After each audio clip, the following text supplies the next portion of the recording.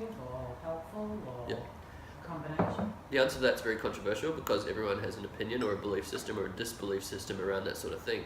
If people are addicted to it, if someone's addicted to anything, they're going to find a way to justify their addiction. Otherwise, they're going to have the dopamine crash, and that's unimaginable.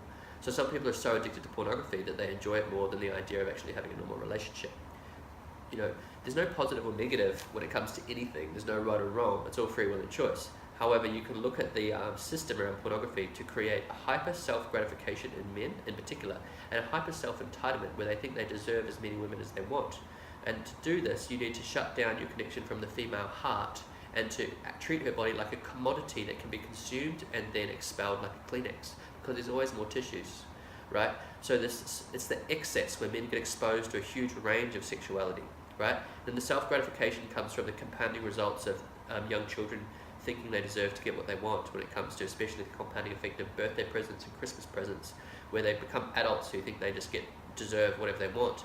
And if they're shut down in themselves as a man, right, if they're numb and systematically sociopathic, which is most men, they will feel like it's okay to constantly get whatever they want. And their self-gratification is got more of a priority in their life than actually understanding that they're not meeting women in the way that women might want to be met. At the same time, there's a divine transaction between the victim and the perpetrator, whereas people will experience a self-victimization exchange energetically for a reason, right? The idea is that we live in a universe where there's actually no right or wrong, there's just energy flowing and transaction between victim and perpetrator. And also to understand that we don't want to expel or spiritually exile perpetrators. To understand that there's an issue in our culture when it comes to scandal in the media, watching too much Home and Away, and this sort of thing, scandal in politics, where if someone makes a mistake, they are essentially ostracized from the public eye as a predator for life. Do you understand?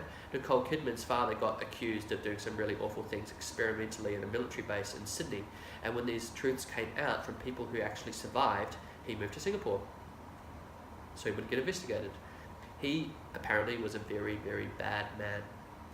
Okay, so we live in a culture where we don't want to actually look at the conditions that made him a bad man, right? Where he actually did something to young women systematically on a bad level, in conjunction with research into psychology in the Australian military, which was supported by the United States, and paedophilia rings, etc., etc., etc.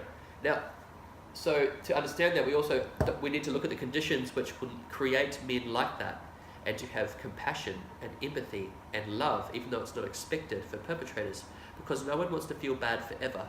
And if we're constantly exiling someone as a perpetrator, we're not taking on board the fact that they have the same blue, clear sky underneath as we all are. There's just clouds, so we're all the same. So there's a divine role of the victim and the perpetrator. That's an exchange, it's transactional. You need one and the other for it to happen. And that sometimes people actually suffering as a victim can be the greatest catalyst to their spiritual growth and understanding of human dynamics and healing. Like a woman who's been traumatized and then she moves it and heals it can become a beacon of hope energetically, holographically for other women who want to heal. So, but can you go back to the self-gratification thing for a moment? With a man, I get that a man's wanting self-gratification. Why can't he get that from the same woman in that circumstance? Because the idea of entitlement to excess, hyper self-entitlement, yeah? But through exposure to so much sexuality through the media and pornography industry, everything like that, men get exposed to so many different sexual archetypes that they want to experience. Because the more we see something, the more we visualize having that experience. So men will want to sleep with lots of different types of women, but he needs to basically psychically self-mutilate himself first, which is totally acceptable in our culture, to basically traumatize himself so he's cut off from his heart and he actually can't understand that he's causing trauma. When people are super in self-gratification, they actually completely disassociate from the person they're traumatizing. If you go deep into like really hardcore perpetrator energy, they think it's worth it. It's really quite serious.